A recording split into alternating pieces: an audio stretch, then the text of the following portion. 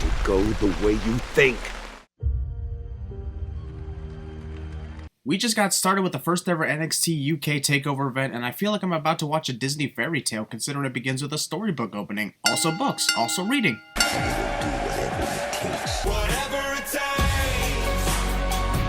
That careful now sign. This is professional wrestling and the first TakeOver event for the NXT UK division, so hell no, let's go crazy. I've got goosebumps on my goosebumps. I have goosebumps on my goosebumps cliche. I am buzzing. Well, you probably shouldn't have been drinking prior to this event going on the air. Last thing we need is a drunk commentator. Oh wait, not that type of buzzing. Championships will be decided, including United Kingdom Championship. What, were you expecting the top championship in the NXT UK division to not be defended on the first TakeOver event? Good for one fall. One fall. Yes, that's a sin because it is seriously annoying. What's so special about yelling, one fall? What's next? The fans are gonna yell, winner! After every announcement of, here is your winner? Go NXT champions! Neither one of these guys have been the NXT champion, Nigel. You forgot to say tag team champions. I know it's the referee's job to hold up the championships when they are on the line, but Johnny Saint already held them up, making this scene look awkward. And Tyler Bate and Gibson center of the ring. With all due respect, the singing. Is it weird that the fans in this crowd reminded me to take my shoes off in my house? Then again, a majority of fans were probably not wearing their shoes watching the show, considering you're not really supposed to be wearing your shoes inside the house. I'm surprised half of them own shoes, to be perfectly honest with you. What a dick. Another pinning predicament. Is Zach Gibson intentionally pulling up Tyler Bates' arm? Because if so, then why push it back down? That didn't look like Tyler was trying to get out of the pinfall at all. And the staring contest begins now. Tyler Bate and Trent Seven taking all the time in the world debating about whether or not Trent should be tagged in. No one cares what's trending. Body, shoulders are down. Trent's arm was under Zach's right shoulder, thus the pinfall shouldn't have even qualified as a 1 count. Begging for mercy. Right to work now. On What's the point of trying to punch Trent in the face if both his arms are blocking them? behind Trent Seven and Okay, who forgot to put a caution wet floor sign at the ringside area? I know I'm not the only one who saw Trent slip upon hitting the floor. We are in command of the match. We are on the brink of making history by becoming the first ever NXT UK Tag Team Champions, but instead we are just going to stand around and stare at the audience as if Trent is unable to recover from our onslaught. What could possibly go wrong with that plan? the rally. Trent Is the referee seriously counting out Tyler? Because he's not even the legal competitor in the match. Both Zach and Trent are the legal wrestlers, yet the referee completely ignores them. Coming in, Bang. forearm. Actually, it was James Drake's elbow that connected with the back of Trent's head, not his forearm. and back in comes James Drake. What the hell was that? God, you're kidding me! James Drake does slide off his Zach after a short while, but even so, that feat of strength from Tyler was impressive. I'll give him that. Honestly, that move looked like it hurt Tyler more than it hurt either Zach or James, considering Tyler landed on the apron where Zach was used to cushion James' fall. For history. Tyler looked like he wasn't even trying to prevent James from re-entering the ring and breaking up the pinfall. 7-8. James reacted before Tyler could even connect. Come on now, we all know you could do better than that. Drake lands it. James successfully connects the 450 splash, but makes the big mistake of gloating instead of immediately pinning Trent, which allowed Trent to recover enough to kick out. The referee allows the illegal competitors to lock in submissions. Background using it to his advantage. Tyler Bates' boxing-style punches are strong with the force. I guess when nothing else works, call upon the force. Honestly, even if James did not kick out, he still wouldn't have lost considering Trent is actually pulling him off the ground. But now Trent Seven knows he's I gotta remove 2 sins because it was freaking awesome to see a suicide dive get countered like that. It's the perfect tag team strategy by having your partner be the bait while you are posed and ready to strike at the right moment. This is the case where despite the bad guys winning, the fans are not disappointed because it was a believable and well-earned victory. Promoting Facebook in the middle of a pay-per-view. Previously on NXT UK. Pre-match assault. Also, as cool as it was to suddenly see Finn Balor enter the fray to take Travis Bates' place, I still feel bad that this assault was purely made so Finn could shine, and Travis wouldn't have a chance to shine on the first ever NXT UK TakeOver. How sad. How about we do a little bit of interview time? In other words, bore us to death. Thankfully, that doesn't happen. We had a suspicion you might try something like this. Technically, what just happened was Travis's own fault. Yes, Jordan Devlin assaulted him earlier in the day, but Travis was the one who started the fight before the match could begin, so Jordan didn't pull any sort of stunt in this case. Staring, blinking, smiling. Excitement? Nope. I cannot wait for this. But up until the slap, both Finn and Jordan were forcing you to wait for this. We shouldn't have to be waiting for a cool match after the bell rings.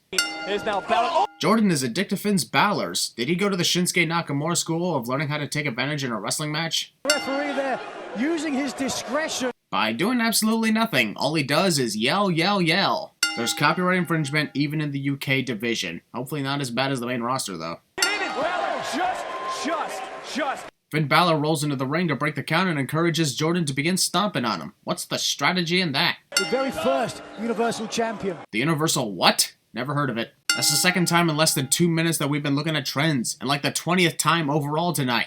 Jeez, the obsession with trends is so high I might as well throw in an additional 20 sins and call it a day. Finn Balor is a longtime veteran in wrestling, and yet he still makes the rookie mistake of posing way too much before connecting his next move, which in turn allows Jordan to counter and take advantage. And now Balor charging in. The force was strong with that forearm to the face. Great wrestler, better coach. If you're the better wrestler than Finn, as you say, then you would know that monologuing is a villain's greatest weakness, and if you don't, then guess who's a better coach and wrestler? Devlin up top. Devlin getting his knees up. That was Finn who got his knees up in that exchange, not Jordan. Jordan was the one who got countered in that moonsault attempt. The bracket's built around me. This place is built around me and solely me, cliche. Here you go, get a nice close-up of Dave Mastiff's boots. They are nice-looking boots, aren't they? Sense of that. All right, now Dave is not even trying to punch Eddie Dennis in this exchange. What gives? there's no rules, no disqualification. Oh god, not even the NXT UK commentators can resist stating the obvious about how no disqualification matches work. It's right there in the name. Duh. Anything goes for Mastiff in this matchup. Anything goes only for Mastiff? Then does that mean Eddie is shit out of luck with the no disqualification rule? I'm so confused right now. In the Black Country. You're right, crowd. Yay! A wrestler has successfully pushed the steel stairs into the ring in a no disqualification match. That's just freaking unheard of. History has been made tonight. Looking underneath the ring, and this is what? How did you not see Eddie clearly holding onto a kendo stick even before he could start swinging? How? Singapore cage. It's called a kendo stick, you moron. These weapons have never been created or used in freaking Singapore. Learn your Japanese history of the Shinai. Eddie exposes the floor likely because he wants to ballroom dance with Dave. Massive. Eddie's addicted to ring announcers. Then again, who isn't? There's no disqualification. Shut up. Percussions. Yeah, smack the ring canvas with a chair and give your opponent a 100% chance of figuring out what you're about to do when he gets up. That totally works. If Dave's intention was to suplex Eddie onto the exposed floor, he would fail since not a lot of the floor is exposed. He would, however, succeed in snapping Eddie's neck off the barricade, which also would not be good. Psych. Has not been pinned as Eddie Dennis sneaks away through the crowd. From the looks of things, Eddie is not sneaking off through the crowd. He's still in the employees-only side of the barricade since he's heading to the backstage area. Is going to be able to rip. Wah, wah. I am going to rip you apart. I'd like to think that Rhea Ripley couldn't come up with a good name prior to signing with WWE, and simply saying, "I'm going to rip you apart," gave her the inspiration to call herself Ripley, believe it or not. Every time I see Rhea Ripley's graphics, I am immediately reminded of Han Solo sending the Millennium Falcon into hyperspace, and now I'm getting dizzy. With this sort of lighting, Naomi would feel right at home. The match began nearly a minute ago, and neither Rhea nor Toni Storm has moved a muscle. The introductions are over, you know. Another case of wrestlers chasing each other around the ring. Heading for higher ground. Rhea is heading for higher ground, even though Toni still has the high ground. Probably the reason Rhea loses this match is because she underestimated Toni's power. Should have tried that, and holy shit, I gotta stop with the Star Wars references. That confidence. If anything, Toni looks like she's bored out of her mind while taking this onslaught from Rhea, who is obviously holding back on the shoulder strikes. Then when she was Storm had a near fall for a moment. A near fall is a close 2 count. That was just a 1 count, or a 1 fall. Okay, I'm sorry. Storm getting on top of Ripley. Throughout the time Rhea had that body scissors locked in, Toni was already on top of her. Wings and the title on the line. This is a weird scenario. Usually when a wrestler kicks out of a pinfall, the one who starts screaming in frustration is the one who almost won, not the one who almost lost. Or is Toni mad at herself for constantly kicking out? Complacent. Well, that's what you get for monologuing. Some people just never learn when it comes to that, do they? What a shame. Storm. Just finish her off already! Friendship means to both women. Everything in there. Back and forth punches, followed by the slow-mo version, followed by more fast-paced back and forth punches. The comedy in this match is weird if you ask me. Bridge.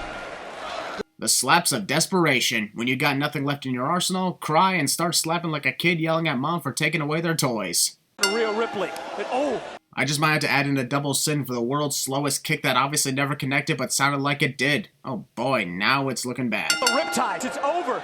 No. I know the name Riptide is symbolic of Rhea Ripley's name, but when you first hear the name Riptide, it sounds brutal and exciting, but instead it's your average pump handle drop. No offense, but a not-so-devastating pump handle drop labeled the Riptide takes away the coolness of that name.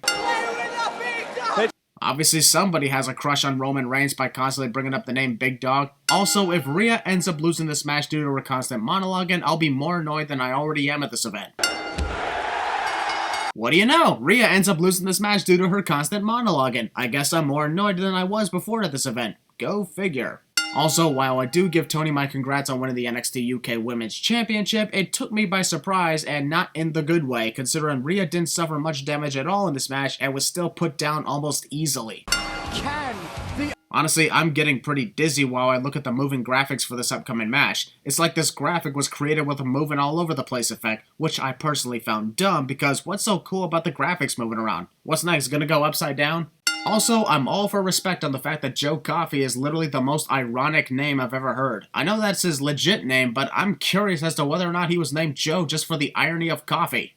You talk too much. Pete Dunne understands the problem with how boring wrestlers can be sometimes and would be great at CinemaSins 2 expansion. Also, average everyday YouTube comment toward me. Fear me, for I cross my arms in a menacing fashion.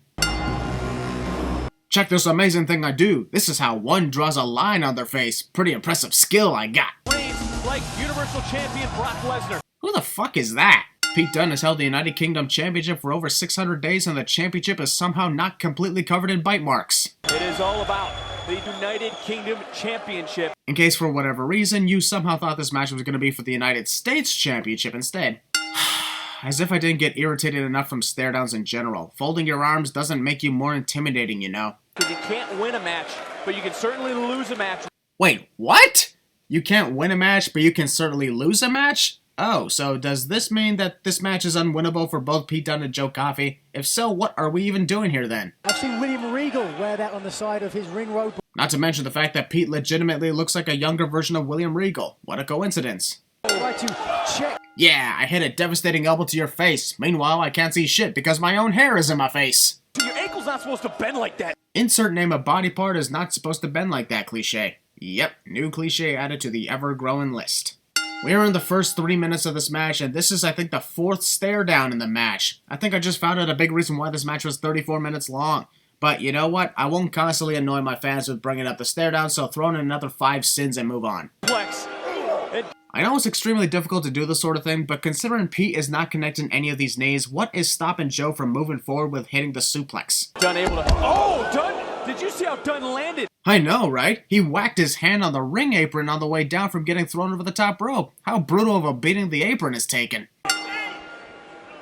Champion goes in, gets caught. Probably shouldn't have hesitated when you had the opportunity to strike Pete. Also, that scream. Is Joe Coffey new to championship matches? Because if not, then he should know that the only way he can win the title is by submission or pinfall. And yet he stands in the ring, allowing Pete to get counted out, which would throw away his chance at winning the gold. Is he trying to not win the title on purpose or something? Dunne isn't going to take a win by a count. Well, if Pete had stayed out of the ring and got counted out, he would lose, not win. So that's not a win for Pete's sake. Yeah, I heard what I said.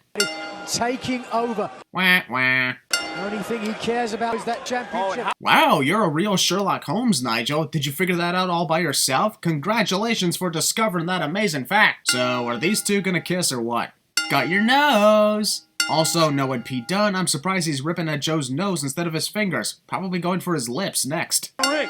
Oh! Overdramatic and late reaction to Pete Dunne's punch to the face is overdramatic and a late reaction. Also, that punch to the face didn't even look powerful enough to throw Joe Coffey across the ring. A stagger? Sure. An entire leap backwards? Hell no. Pete Dunne is hurt! Well, you don't expect him to be 100% totally fine after taking a beating from Joe, do you? Do you? Never mind, I shouldn't ask that. He probably does. Dunne is out! Wait a second! Is Dunne out? Will you make up your mind, dude? First, Nigel announces that Pete Dunne is knocked out, then proceeds to question whether or not Pete is knocked out literally 1 second later. I facepalmed a lot during this event, shockingly. United Kingdom Championship is on the line. If I have to hear another obvious reminder about the UK title being on the line one more time, I will create a bonus round. And I thought WWE's main roster commentators would be the only annoying ones.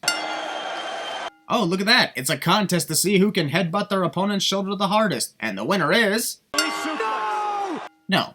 Is Joe Coffey gonna tap out Coffey? Vic Joseph literally said, "Is Joe Coffey gonna tap out Coffey?" For a match that's so much fun to watch, there's a lot of botches on commentary. Vic Joseph is close to reaching Bacho Renalo status. Dunne trying to navigate his way around Coffey and Coffey. Oh my god, you've gotta be kidding me. Does Vic think there are 2 Joe Coffeys competing tonight or something?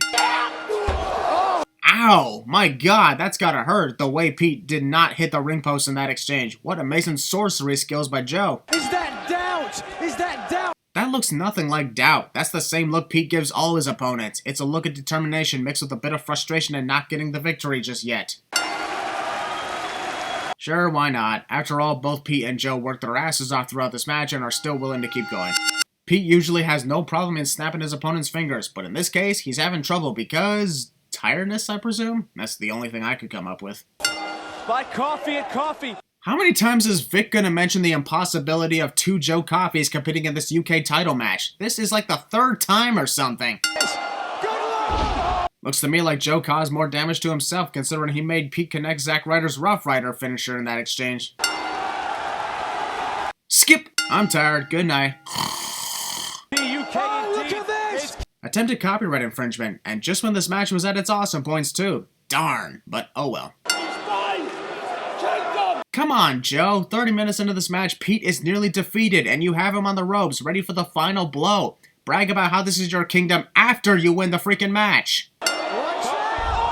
The curse of monologuing. It causes you to either fail in connecting your next move, or botch entirely by slipping and falling. If these two are severely exhausted after competing this long, climbing the top rope for high-risk maneuvers is not exactly the best idea, as now both of them slipped and fell to the floor. Another center move because Pete did not stand around in utter disbelief upon Joe kicking out of the bitter end once again. Immediately went for a submission and kept the pace going. Well done. Being part of history. Hick history. I know that's all part of Walter's entrance theme, but when I first heard that music, I actually believed Joss had arrived in NXT UK. It's him! Yes! Him! The guy who's been the #1 talk of the entire world. Him! Wait, who is that? Just kidding, I know about Walter. But there could be people who don't. In other words, I send the pronoun game. Post-match assault, just to show that Walter means business, but still. Dick measuring contest of poses, and the winner is... you decide. Wait, that's it? Walter appears at the end of the show, kicks Joe in the face, stares down the champion, and then leaves? You know, I'd be excited for this had I not seen this exact same segment many, many times over the years.